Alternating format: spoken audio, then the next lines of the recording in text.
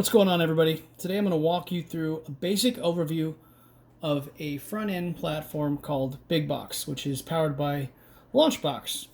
So real quick, what you're going to see here, the setup that we got going on here on the left side has a series of playlists that you can go into that show the different arcade games. I have it set up currently to rotate randomly throughout. I don't have all the arcade games that we typically put in a system, just a couple of key ones that I like to play because it's my personal cabinet.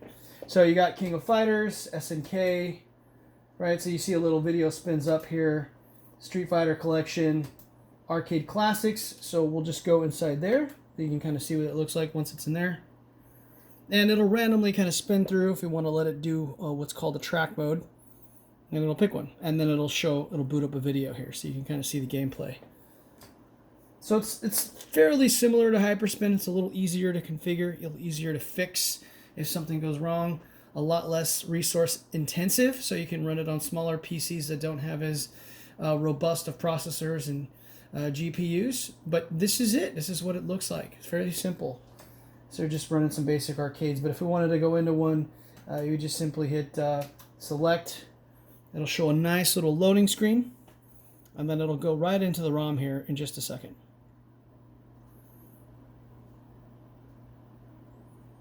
Well, it should.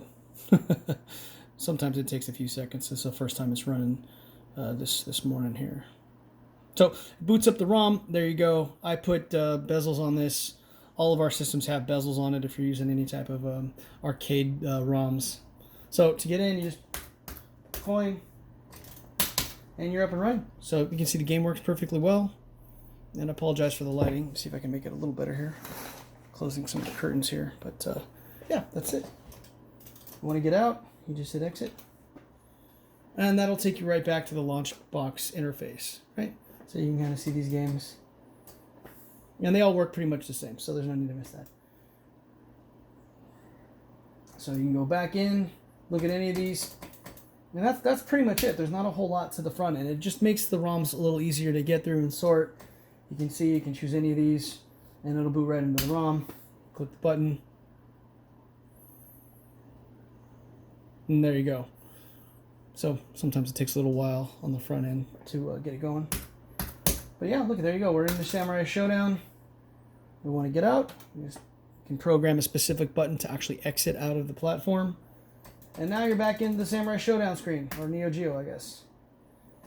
And we can do a little bit of customizations. Typically what we'll do on the left-hand side is put in the different systems. So Super Nintendo, NES.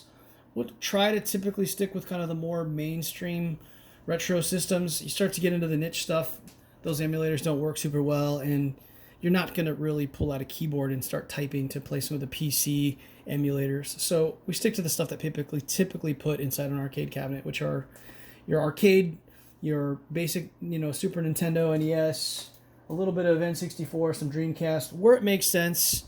Some of those systems don't lend themselves to this control scheme, but definitely all the arcade classics, and I'm very happy with the front end. You can see it works really well. And that's that. Hope you guys enjoyed.